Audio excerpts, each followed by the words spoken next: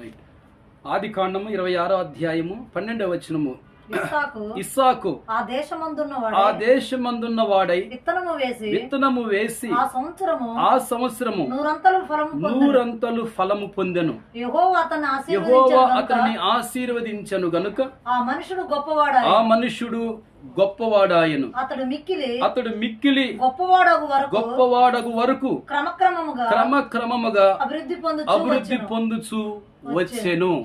Praise the lord. Hallelujah. యేసుక్రీస్తు నామములో మీ అందరికీ ప్రత్యేకమైన వందనాలు తెలియపరుస్తూ ఉన్నాను ప్రియులారా. ప్రతి వారం కూడా ఒక గిఫ్ట్, ఒక బహుమానం అని మనం భావించాలి. ప్రతి ఆదివారం కూడా ఎన్నో పనులు మనకు ఉండొచ్చు. మన పనులలో మనము బిజీగా ఉండొచ్చు. విస్తారమైన పనిపాట్లు మనమే పెట్టుకుంటాం. గడిచిన సంవత్సరాల క్రితము కూడా కొంత పని చేసి కూడా ఎక్కువ మంది అంతమంది తిన్న రోజులు ఉన్నాయి ప్రియులారా. ఈ రోజుల్లో అంత పని చేసిన కొంతమంది తింటమే కష్టమైపోతుంది. రాబడి ఎక్కువైపోయినా ఖర్చులు ఎక్కువైపోతుంది ప్రియులారా కదా. కానీ ఏది ఏమైనప్పుడు కూడా బైబిల్ అంటుంది యెహోవా ఆశీర్వాదము ఐశ్వర్యం ఇచ్చిద్దట. మనము లోకములో ఉన్నవారమే, లోకస్తులమే, కానీ మనము లోకులైపోకూడదు. ఆమేన్. హల్లెలూయా. మన జీవితంలో అల్లరి ఉండొచ్చు, కానీ జీవితాలే అల్లరే పోకూడదు ప్రియులారా. చిల్లరితనాలు, అల్లరితనాలు మనుషులు అన్నీ ఉంటాయి, అన్ని గుణాలు మట్టి నుండి వచ్చిన మనుషులు ఉంటున్నాం, కానీ అల్లరైపోవద్దు, చిల్లరైపోవద్దు మన జీవితాలు ప్రియులారా. ప్రతి సబ్జెక్టు, ప్రతి వ్యక్తి గురించి బైబిల్లో క్షుణ్ణంగా చక్కగా రాయబడ్డది. ప్రతి వ్యక్తి బైబిల్లో కూడా మరి ఎలా ఆశీర్వదించబడ్డాడు, ఎలా దీవించబడ్డాడు, మరి ఎలా దేవునికే నిలబడ్డాడు అనే అన్ని విషయాలు బైబిల్లో రాయబడి ఉన్నాయి ప్రియులారా. అబ్రహాము దినములలో వచ్చిన కరువు గాక ఇస్సాకు దినములలో మరొక కరువు వచ్చిందట ప్రియులారా. బాగా ఆలోచించండి. అబ్రహాము దినములో కరువు వచ్చినప్పుడు అబ్రహాము ఆ ప్రాంతం విడిచి మరొక చోటుకు వెళ్ళాడు ప్రియులారా.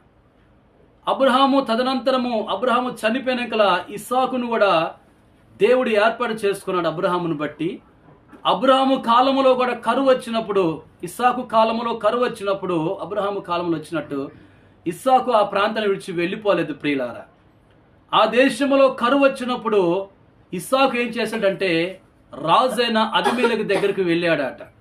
ఆ ప్రాంతంలో, ఆ గెరారు ప్రాంతంలో ఉన్న అబీమెలెకు దగ్గరకు వెళ్ళాడట ప్రియులారా. చూడండి, 26వ అధ్యాయం 2వ వచనాన్ని మనం గమనించినట్లయితే అక్కడ ఒకసారి కొంచెం ముందు చదివితే లాస్ట్ బట్ 1 మొదటి వచనం, ఇస్సాకు గెరారులోనున్న ఫిలిస్తీన్ల రాజైన అబీమెలెకు వద్దకు వెళ్ళెను. ఆ దేశమందు కరువు వచ్చినప్పుడు ఇస్సాకు ఆ దేశంలో ఉన్న అబీమెలెకు దగ్గరికి వెళుతున్నాడు. బాగా ఆలోచించండి. మన ఇంట్లో కూడా ఎన్నో కరువులు మనం చూస్తాం, మన దేశాల్లో కూడా కరువులు చూస్తాం ప్రియులారా. బాగా ఆలోచించండి. దేశంలో కరువు వచ్చినప్పుడు ప్రభుత్వం చేస్తుంది అనుకుంటాం, కానీ ఆ సహాయము అందకపోవచ్చు సంతృప్తిగా ప్రియులారా. మన రాష్ట్రంలో వచ్చిన, మన దేశంలో వచ్చిన ప్రభుత్వం ఇచ్చే సహాయం సంతృప్తిగా అందకపోవచ్చు ప్రియులారా. కానీ ఎవరికి వారుగా సమకూర్చుకోవటంలోనే పోరాడుతూ ఉంటారు. ఎందుకంటే పిల్లలు ఉంటారు, ఆస్తి ఉంటుంది కాబట్టి. ఆ కరువు వచ్చినప్పుడు ఇస్సాకు ఏం చేశాడంటే ఆ దేశస్థులో ఒకని చెంత, ఆ మాట ఒకసారి చెప్పండి, ఎక్కడుంది అది? మీరు చెప్పాలి నాకు, సూటిగా చెప్పండి. ఆ దేశంలో కరువు వచ్చినప్పుడు ఆ దేశస్థుల్లో ఒకని చెంత తప్పిపోయిన కుమారుడు. ఆమేన్. హల్లెలూయా. ఆ దేశంలో కరువు వచ్చినప్పుడు ఒకని చెంత చేరి పందులు మేపుటకు సిద్ధపడ్డాడు, కానీ ఆ యజమానుడట ఏమీ తిననీలేదట. పందులు తిన్న పొట్టు కూడా తిననీలేదట ప్రియులారా. ఆలోచించండి. కరువు వచ్చినప్పుడు ఇస్సాకు అబీమెలెకు దగ్గరికి వెళ్ళిండు. అబీమెలెకు దగ్గరికి ఇస్సాకు వెళుతున్నప్పుడు 3వ వచనంలో ఏముందంటే యెహోవా అతనికి ప్రత్యక్షమైందట. ప్రత్యక్షమై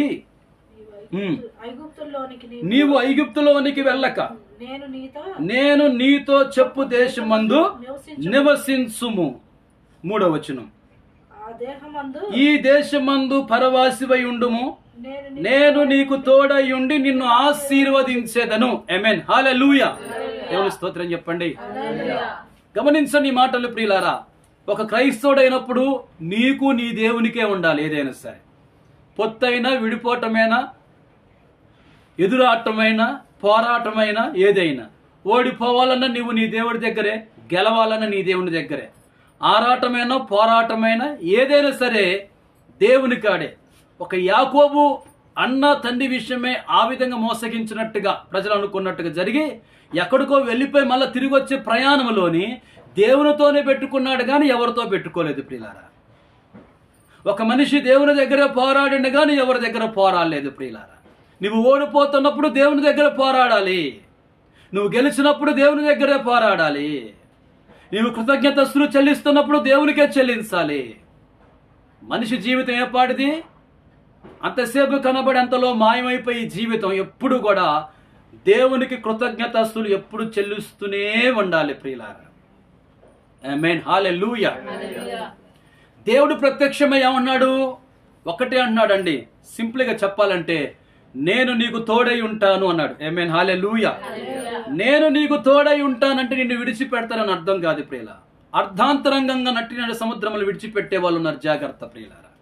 ఇశ్రాయేలు ప్రజల హృదయంలో దేవునికి ఎటువంటి స్థానం ఉందో తెలుసుకుంటకు దేవుడు ఇశ్రాయేలు ప్రజలు ఏం చేసిందో తెలుసా? అనిసిండాట ప్రియులారా.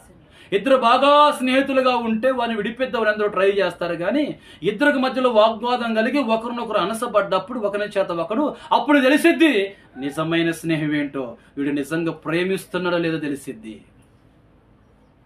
ఇంతవరకు నన్ను నిజంగా ప్రేమించిందో లేదో ఎప్పుడు తెలిసిద్ది అంటే ఎప్పుడు ఒక వాగ్వాదం కలిగి ఒకరినొకరు అనసపడ్డప్పుడు ప్రియులారా. అప్పుడు గుర్తించాలి, చిన్న విషయంలో సాతాను మా మధ్యలో దాడి చేసి పని చేసి మమ్మల్ని విడగొడుతుందని గుర్తించాలి. అవసరమైతే వాని కోసం ఏదైనా చేయడానికి ప్రయత్నం చేయాలి నీ స్నేహితుల కొరకు, లేకపోతే సాతానే గెలిచిద్ది, చప్పట్లు కొట్టిద్ది. గమనించండి మాటలు, జాగ్రత్తగా వినాలి మాటలు ప్రియులారా. చూడండి, రాయబడిన విషయం ఏంటంటే ఇస్సాకు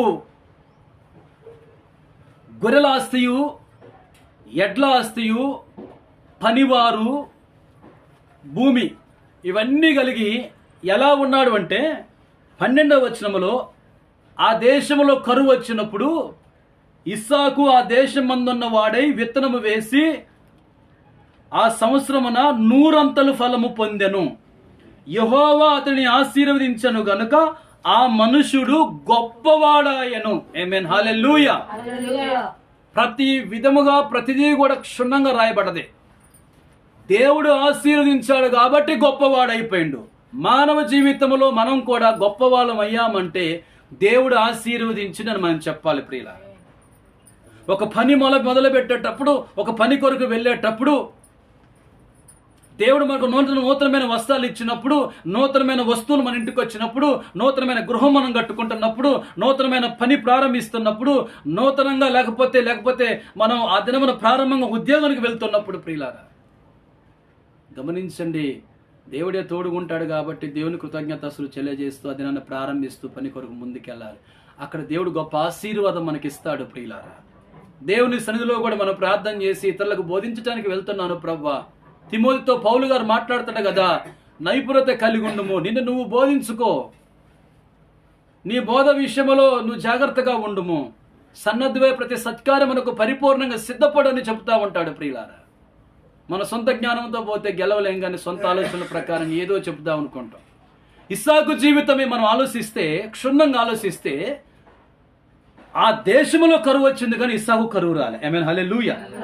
ఆ దేశంలో అందరూ కరువుకే తాండాడుతున్నారు, కరువు అని గుండెలు బాదుకుంటున్నారు కానీ ఇస్సాకింటిలో కరువు లేదు ప్రియులారా. ఏంటి ఆశ్చర్యం చెప్పండి ప్రియులారా. ఇస్సాకు దేవుని వాగ్దానాన్ని నమ్మాడు, ఇస్సాకు దేవుని మాటను నమ్మాడు, మనుషులు నమ్మలేదు ప్రియులారా.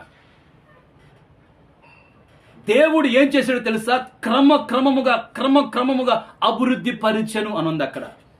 మన జీవితంలో 2025 ఈ సంవత్సరం సాక్ష్యం చెబితే మరలా ఈ సంవత్సరం 2026 మరలా జనవరి కాదు, ఎప్పుడో డిసెంబర్ చెబుతూ మనం సాక్ష్యం ప్రియులారా. ఒక సంవత్సరం ఒక సాక్ష్యం చెబితే మరొక నూతన సంవత్సరం కోసం ఈ సాక్ష్యం పట్టుకుని అట్లానే చూస్తాం మనం ప్రియులారా. అట్లా ఉండే వాళ్ళు ఉన్నారు, లేరని చెప్పలేం, లేరని కూడా ఉన్నారు. కానీ ప్రియులారా, ఇస్సాకు విషయం ఆలోచిస్తే క్రమముగా అభివృద్ధి చెందటానికి కారణం ఏంటంటే యెహోవా అతన్ని ఆశీర్వదించను గనుక. ఆ ఇంట్లో దిగులు లేదు, ఆ ఇంట్లో భయం లేదు, ఆ ఇంట్లో పనిచేసే పనివారు కూడా ఏ కలవరం లేదు ప్రియులారా. యోసేపును బట్టి దేవుడు ఆ ఇంటిని ఆశీర్వదించనని ఒక అన్యుడైన పోతీఫరు గుర్తించాడు కాబట్టి, ఏమయ్యి నా భార్య అన్నం పెట్టిద్ది, నా టేబుల్ కాటికి నేను తింటాను, నాకు అన్నం పెట్టిద్ది, అన్నం చూసుకునేది, నేను అన్నం తింటాను, వస్తాను పోతాను, అంతే తప్ప ఏ విషయమే ఆలోచించనని చెప్పేసి పోతీఫరు యోసేపును తన ఇంట్లో గొప్ప అధికారిగా పెట్టాడు ప్రియులారా. ఆమేన్, హల్లెలూయా. ఒక అన్యుడి ఇంటిలోని ఒక క్రైస్తవుడు ఒక అధికారిగా ఉంటాం ప్రియులారా. ఆలోచించండి, ఈరోజు ఏ అన్యుడైనా మన చేతికి తాళాలు ఇస్తాడా? ఈరోజు ఏ ధనుకుడైనా మన ఒక నాయకుడిగా అధికారిగా ఇంట్లో పెట్టుకుంటాడో చెప్పండి? ఆ రాండి కూర్చొని అంటారు, వారికి అన్నాలు పెట్టండి అంటాడు, అంతే, అంతవరకు అయిపోయింది, అంతే. ఒక పోతీఫరు గమనించిండు, చూసిండట, యోసేపును బట్టి యెహోవా నా ఇంటిని ఆశీర్వదిస్తున్నాడని అతడు గుర్తించాడు ప్రియులారా. యోసేపు ఆ ఇంట్లో అడుగుపెట్టినది మొదలుకొని ఆ ఇంటిని దేవుడు ఆశీర్వదిస్తూనే ఉన్నాడు ప్రియులారా. మళ్ళా ఇస్సాకు యొద్దకు వద్దాం మనం ప్రియులారా. ఇస్సాకు జీవితాన్ని గమనిస్తే, ఇస్సాకు ఎప్పుడైతే క్రమక్రమంగా అభివృద్ధి చెందుతూ వచ్చిండో, దయచేసి మీరు 13వ వచనం నుంచి 14వ వచనం వరకు చదవండి. 13, 14. అతడు మిక్కిలి గొప్పవాడగు వరకు క్రమక్రమముగా అభివృద్ధి పొందుచూ వచ్చెను. అతనికి గొర్రెల ఆస్తియు గొడ్ల ఆస్తియు దాసులు గొప్ప సమూహమును కలిగినందున ఫిలిస్తీయులు అతని యందు అసూయపడిరి. ఆమేన్, హల్లెలూయా. క్రమక్రమముగా ఎదుగుతున్నాము అంటే మన వెనక అసూయపడేవారు ఉంటారని ఇక్కడ ఒక సబ్జెక్ట్ మాట్లాడుతూ ఉంది ప్రియులారా. నీ వెనక అసూయపడేవారు ఉన్నా పర్వాలేదు, నథింగ్, ఏదైనా కానీ అసూయ వైపు చూడలేదు ఇస్సాకు ప్రియులారా. ఇస్సాకు వెనక గోతులు తీసేవాళ్ళు ఉన్నారు. ఇస్సాకుని ఏమన్నారు తెలుసా ప్రియులారా? ఈ ప్రాంతాన్ని విడిచిపెట్టి వెళ్ళిపోవన్నారు ప్రియులారా. ఆలోచించండి ఒకసారి, ఎలా ఉంటుంది మనకే. క్రమక్రమంగా అభివృద్ధి చెందుతున్నాం, పిల్లలు పెద్దోళ్ళు అవుతున్నారు, చదువుతున్నారు, ఇప్పుడే ఊపిరి పీల్చుకుంటున్నాం, కొద్దిగా నిలబడుతున్నాం, కొంచెం వ్యవసాయం సాగుబడి మంచి నడుస్తూ ఉంది. ఇంతలో ఊరు ఒకటైపోయి ఎవరో చెడిపోయిన ఒక యవనస్తులు వచ్చేసి ఈ ప్రాంతం విడిచిపెట్టి వెళ్ళిపోరా బాబు, కరువు అని మేము ఏడుస్తుంటే దేవుడు నువ్వు ఏడుస్తున్నావు, అసలు ఇక్కడి నుంచి వెళ్ళిపో అన్నప్పుడు ఎట్లుంటది?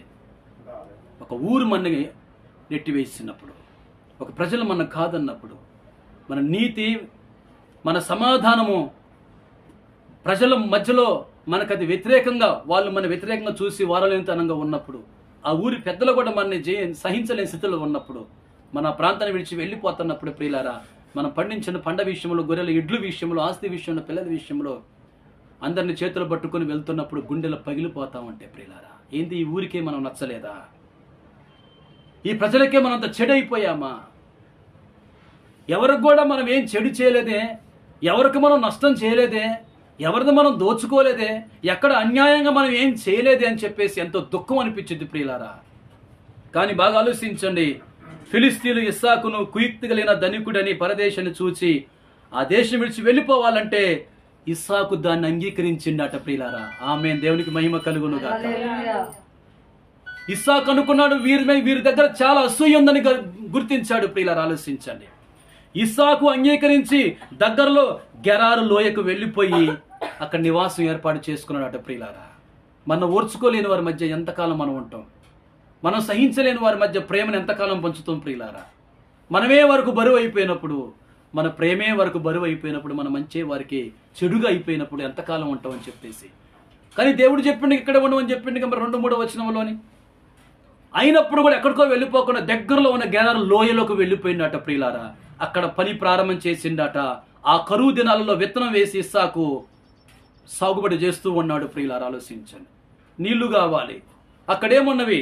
గొర్రెల మంది ఉన్నాయి, ఎడ్లు ఉన్నవి, పనివారు ఉన్నారు, ఇప్పుడు భూమి ఉంది ప్రియులారా.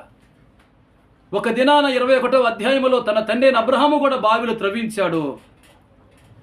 స్వార్థ ప్రియులైన గెరారు మనుషులు ఏం చేశారంటే ఆ బావిలు కూడా పూర్తి చేశారట ప్రియులారా.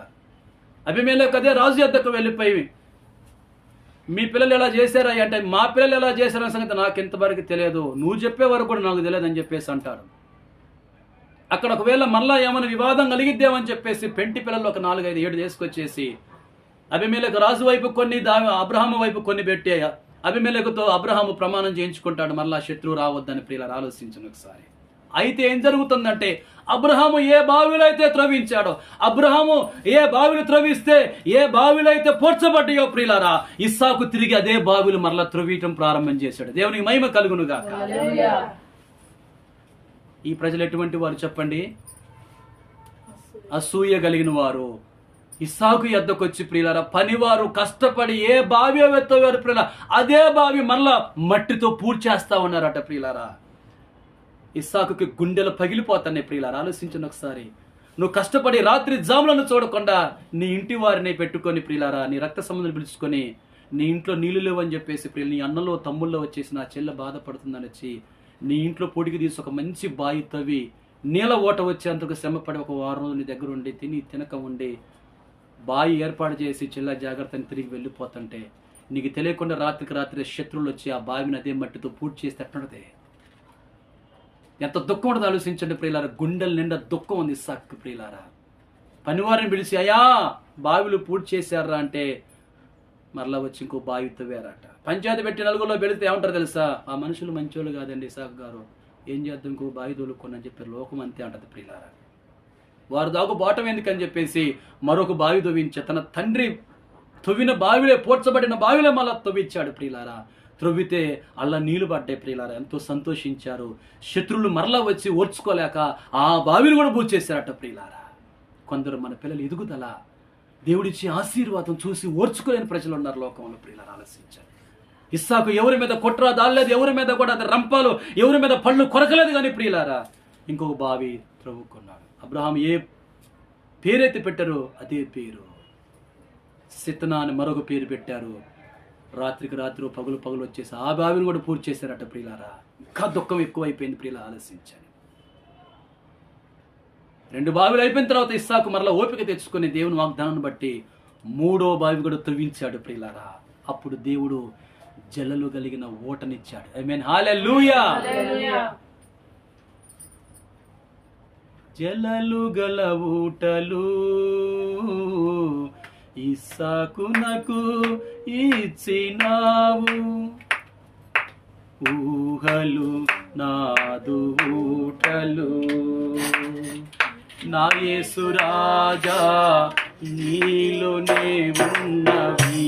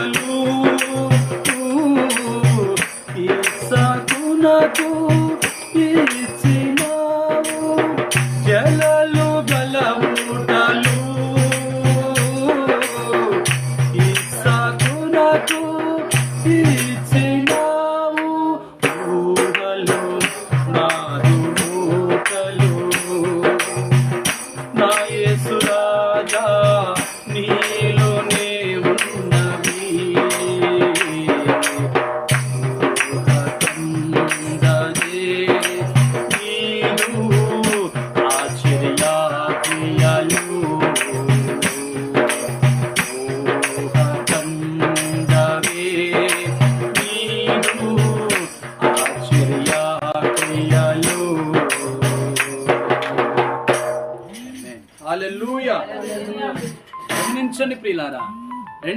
రెండో విషయం, అద్భుతమైన విషయం ఏంటంటే అబీమెలెకు అతని స్నేహితుడు మరొకరు వచ్చి పని కట్టుకుని ఇస్సాకు యొద్దకు వచ్చారు. 3వ విషయాన్ని మనం గమనిద్దాం ఒకసారి ప్రియులారా. 3వ విషయాన్ని మనం ఆలోచిస్తే ఒకసారి ప్రియులారా, వారు ఏమన్నారంటే ఈ ప్రాంతం విడిచిపెట్టి వెళ్ళిపోవన్నారు ప్రియులారా.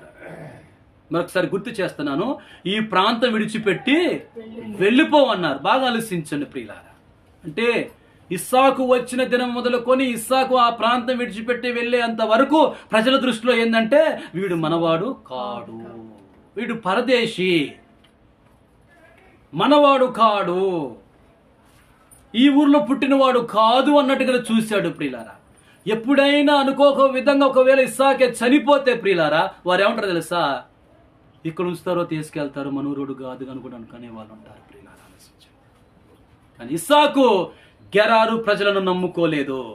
ఇస్సాకు అబీమెలెకు రాజును నమ్ముకోలేదు. ఇస్సాకు ఆ గెరార్లో ఉన్న ఫిలిస్తీన్ల ప్రజలను నమ్ముకోలేదు ప్రియులారా. దేవుడు చెప్పిండు 26:3 వచనంలో అన్నాడు కదా, ఇక్కడే ఉండు, ఐగుప్తుకి వెళ్ళబాకు, నిన్ను నేను ఆశీర్వదిస్తాను. ప్రతి వ్యక్తికి కూడా ఒక చరిత్ర ఉండాలి ప్రియులారా. అది ఇస్సాకే లేకపోతే ఈరోజు మనం చెప్పుకునే వాళ్ళం కాదు ప్రియులారా. ఇస్సాకు నుంచి ఎన్నో జనపదములు, ఎన్నో ఇసుక రేణుములు వలె ప్రజలు బయటికి వచ్చారు. అదే ఇస్సాకే కూలబడిపోతే, ఇస్సాకే సతికలు పడిపోతే, ఇస్సాకే చాదగాని వాడు అయితే యాకోబు వచ్చేవాడేనా? యాకోబు నుంచి ఇశ్రాయేలు వచ్చేవాళ్ళేనా? ఇశ్రాయేల్లో మంచివాడైనా యేసేపు వచ్చేవాడేనా? అతని నుంచి యేసుక్రీస్తు ప్రభు వంశవారు వచ్చేది ఆలోచించిన ప్రియులారా. ఇస్సాకు మనలాంటి బలహీనుడు కాదా? 2 కాళ్ళు చేతులు కలిగిన వాడు కాదా? 2 కళ్ళు కలిగిన వాడు కాదా? ఇస్సాకు కూలబడి పడిపోయి బలహీనుడైపోయి ఇదిగో జ్వరం వచ్చిందని ఆ రోజు అహాబు వాళ్ళ చేతులు మూతి ముడుచుకుని పడుకునే అవకాశం లేదా? అతని మీద అసూయపడే అవకాశం లేదా? పగ తీర్చుకునే అవకాశం లేదా? నాకు ఛాన్స్ ఇస్తే వీళ్ళందరూ తరుము కొడతా ప్రభు అనే అవకాశం లేదా? ఇస్సాకు మొదటి నుంచి కూడా ఇస్సాకు అంటే నవ్వు, ఇస్సాకు ధ్యానం చేసేవాడు, ఇస్సాకు ఓర్పు కలిగిన వాడు, ఇస్సాకు సహనం కలిగిన వాడు. ప్రియులారా ఆలోచించండి, ఇస్సాకు ఆ ప్రాంతం విడిచి వెళ్ళిపోయిన తర్వాత ఇస్సాకుతో సమాధాన పడటకు ఇస్సాకు వెళ్ళలేదు, కానీ అబీమెలెకు తనతో ఉన్నవారు 3 వచ్చారు ప్రియులారా. అప్పుడు ఇస్సాకు ఏమన్నాడు తెలుసా? ఒక అద్భుతమైన విషయం ప్రియులారా. ఏమన్నాడు తెలుసా? 26వ అధ్యాయము 27వ వచనము. ఇస్సాకు మీరు నా మీద పగబట్టి మీ యొద్ద నుండి నన్ను పంపివేసిన తర్వాత ఎందు నిమిత్తము నా యొద్దకు వచ్చి ఉన్నారని వారిని అడుగగా, వారు నిశ్చయముగా యెహోవా నీకు తోడై ఉండుట చూచితిమి కనుక మనకు అనగా మాకును నీకును మధ్య ఒక ప్రమాణం ఉండవలనని మేము నిన్ను ముట్టక నీకు మేలే తప్ప మరేమీ చేయక నిన్ను సమాధానముగా పంపివేసితిమి గనుక నీవును మాకు కీడు చేయకుండానట్లు నీతో నిబంధన చేసుకుందామని అనుకుంటిమి. ఇప్పుడు నీవు యెహోవా ఆశీర్వాదం పొందిన వాడు అనేది ఇస్సాకు చెప్పిండు ప్రియులారా. ఏమని చెప్పిండు? మీరు నన్ను పంపివేశారు కదా, మీరే నన్ను పంపివేశారు కదా, మీరు నన్ను తోలివేశారు కదా, ఎందు నా కాడికి మరలా వచ్చారు మీరు? నేను హాయిగానే ఉంటున్నాను కదా, నా కూడు నేను తినుకుంటూ ఉన్నాను కదంటే, అప్పుడు శత్రులు అంటున్న మాట ఏంటంటే, నీతో సమాధాన పట్టడానికి వచ్చినవయ్యా. ఆమేన్, హల్లెలూయా. దేవుడు 3వ బావి కాడికి వచ్చేసరికి ఎడం చేసిండు ప్రియులారా. మరలా శత్రులు రాలేదు, కానీ వారు మరలా ఇస్సాకుతో ప్రమాణం చేసి మరలా మీ జోలికి రామని సమాధానం పడటానికి ప్రభు తీసుకొచ్చాడు ప్రియులారా. ఇస్సాకు అన్నాడు అబ్రహాంతో ఒకరోజు, డాడీ కత్తి ఉంది, కట్టెలున్నాయి డాడీ, బలివుటకు బలి పశువేది అన్నాడు ఒకరోజు. అబ్రహాం ఏమన్నాడండి? యెహోవా ఈరే, దేవుడే చూసుకుంటాడు నాన్న అని మోరియా పర్వతం ఎక్కాడు ప్రియులారా. ఇస్సాకు గురించి ఆలోచిస్తే విధేయత. హల్లెలూయా. ఏముంది చెప్పండి? ఇస్సాకు విధేయుడై బలియాగమాయను, వాగ్దానమును బట్టి మృతుడై లేచును. ఆమేన్, హల్లెలూయా. విధేయుడా కాదా చెప్పండి? నీ కొడుకు నీ మాటే వినడు, కానీ వాడి కాళ్ళు చేతులు కట్టి బలిపీఠం మీద కట్టెల మీద బండ పెడతంటే ఊకుంటాడు? కొత్తడండి, ఆ సమయం దాకా కొత్తడండి వాడు. ఈరోజు చిటికలు మాయమయ్యే వాళ్ళు ఉన్నారండి. కనురెప్పపాటును ఎక్కడ ఉంటాడో అర్థం కాదు అసలు. ఈనాడు వాడు మెట్లు ఎక్కలేని వాడు ఈరోజు గుర్రాలు ఎక్కుతున్నాడు వాడు, అంటే వాహనాలు ఎక్కుతున్నాడు వాడు. ఎక్కడ వెళ్తున్నాడు ఏం అర్థం కావట్లేదు ప్రియులారా. చిటికలో ఈ ఫీల్డ్ టవర్ ఎక్కి దిగేస్తున్నాడు ప్రియులారా. ఇస్సాకులో విధేయత ఉన్నది ప్రియులారా. గమనించండి ప్రియులారా. ఒకటి, ఇస్సాకులో శరీర దారుఢ్యం ఉంది. 2వది ఇస్సాకులోని విధేయత ఉంది. 3వది ఇస్సాకులోని సామర్థ్యం ఉంది. ఆమేన్, హల్లెలూయా. సామర్థ్యం కలిగిన వ్యక్తి కాబట్టి 100 ఫలము పొందాడు. ఆ దేశంలో విత్తనం వేసి పంట పండించిండు ప్రియులారా. అవతల వ్యక్తి యొక్క బలాన్ని చూడలేదు, వారి సామర్థ్యాన్ని చూడలేదు, వారి అసూయను చూడలేదు, వారి పగను చూడలేదు. కానీ ప్రియులారా, దేవుడు నన్ను నిలబెట్టిండు, నన్ను ఆశీర్వదిస్తుని చెప్పిండు, అంతే. ఒకటే మాట. అబ్రహాం తన తండ్రి ఎట్లా నమ్మిండు, ఇస్సాకు కూడా అట్లా నమ్మిండు. ప్రియులారా, ఆలోచించండి.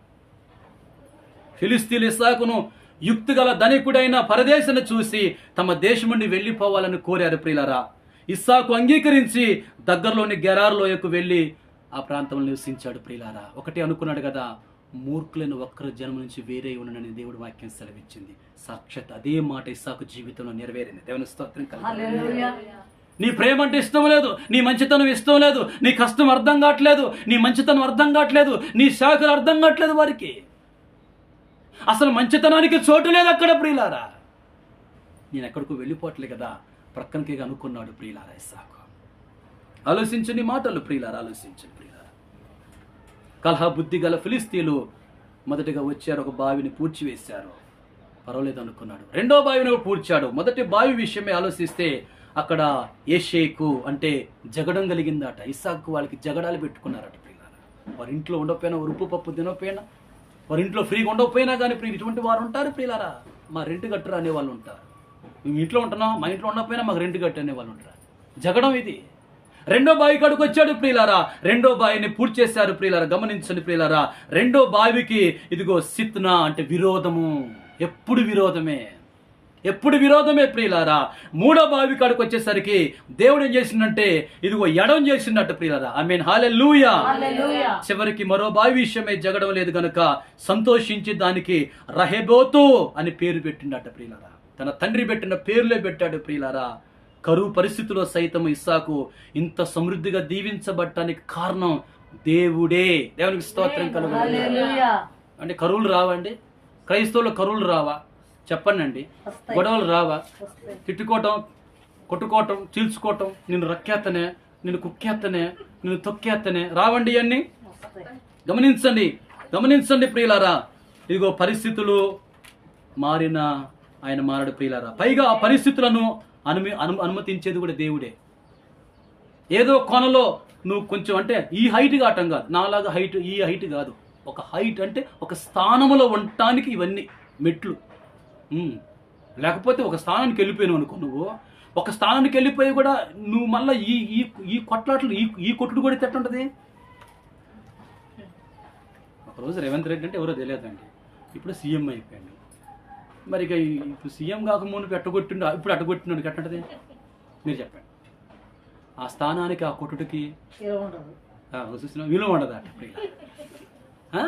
వీళ్ళు నిజమండి, నిజం. కొన్నిసార్లు మనం పిల్లలు సేవలు చేస్తాం. పిల్లకాయ పెద్దవాడ కొంతమంది అర్థం కాదండి.